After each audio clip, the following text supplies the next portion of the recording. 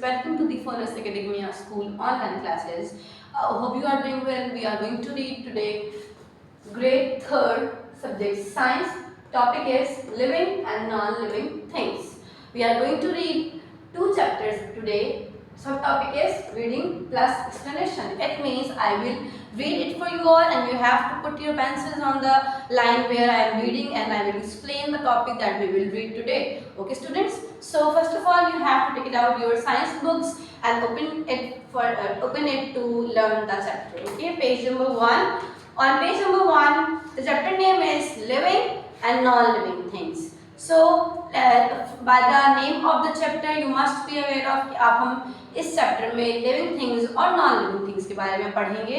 So on page number 1 we have the learning outcomes. Means कि जब आप chapter learn कर लेंगे तो आपको क्या क्या समझ में आ जाएगा. आपको ये आइडिया हो जाएगा कि लिविंग थिंग्स क्या होते हैं, नॉन लिविंग थिंग्स क्या होते हैं, क्या इनमें कोई सिमिलैरिटीज होती है, ये कैसे ग्रो करते हैं, कैसे मूव करते हैं, कैसे रिप्रोड्यूस करते हैं और कैसे डिफरेंट जो है फंक्शंस परफॉर्म करते हैं. हम इस चैप्टर में ये सब रीड करने वाले हैं. So open page number 2 for the reading living and non-living things. Our topic is living and non-living things. We see different things around us. Some of them are living things. We and our family and friends are living. अगर आप अभी बैठे हुए in your room or anywhere, you have to look around yourself कि आपके पास बहुत सारी जो है ना वो थिंग्स प्रेजेंट हैं around you. Some are living thing और some are non living thing. ठीक है, जैसे आप हैं, आपकी फैमिली है और आपके जो फ्रेंड्स हैं वो सब क्या है, लिविंग थिंग्स हैं.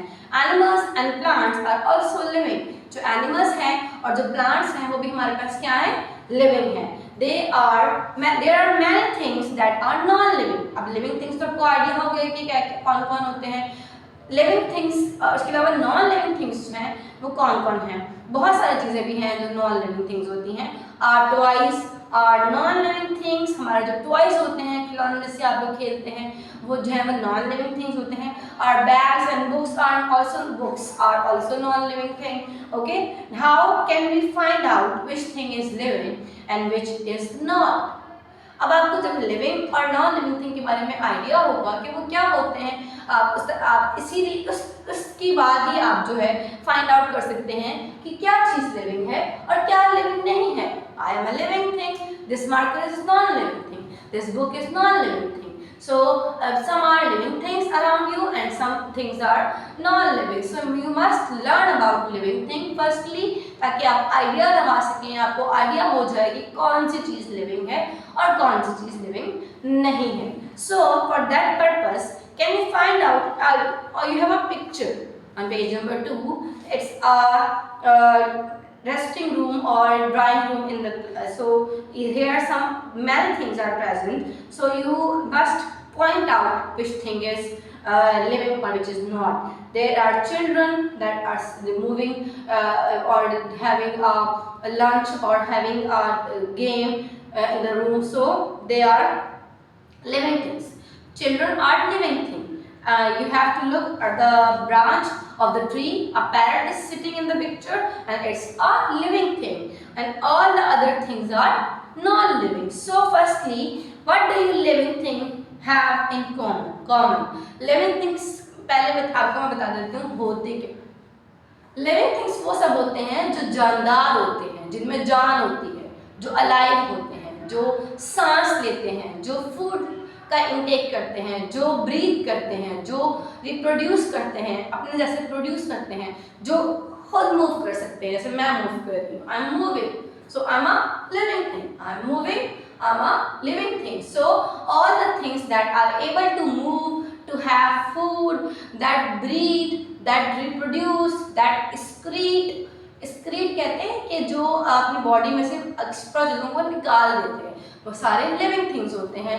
सो यहाँ पे हमारे पास नेक्स्ट टॉपिक है, what do living things have in common. Living things जो होते हैं, मैं आई am a living thing and plants are also living thing, birds are also living thing, animals are also living things. तो जितने भी living things हैं on the earth उनके पास commonly सबके पास क्या चीज़ें होती हैं, क्या कर सकते हैं सब एक साथ. मतलब कि अगर मैं फॉर एग्जांपल मैं कोई काम कर रही हूँ तो दूसरा लिविंग थिंग भी ये काम कर सकता है. वो क्या क्या सिमिलैरिटीज होंगी, सो वो हम रीड करेंगे.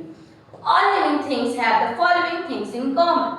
सारे लिविंग थिंग्स के पास कुछ चीज़ें एक जैसी होती हैं। फॉर एग्जाम्पल, दे ब्रीथ, वो सांस लेते हैं, दे रिप्रोड्यूस, वो अपने जैसे प्रोड्यूस करते हैं, दे ग्रो, वो बढ़ते हैं, दे मूव, वो मूव कर सकते हैं, एंड दे स्क्रीट, दे स्क्रीट मतलब वो अपने बॉडी में से एक्स्ट्रा चीज़ें जिनकी उनको नीड नहीं होती। आपको स्वेटिंग होती है, पसीना आता है, आप लोग वॉशरूम जाते हैं, आप लोग यूरिनेशन करते हैं, सो ये तमाम चीज़ें क्या हैं, जब आप बॉडी से कोई भी चीज़ निकाल रहे हो बाहर, दैट इज कॉल्ड एक्सक्रीशन।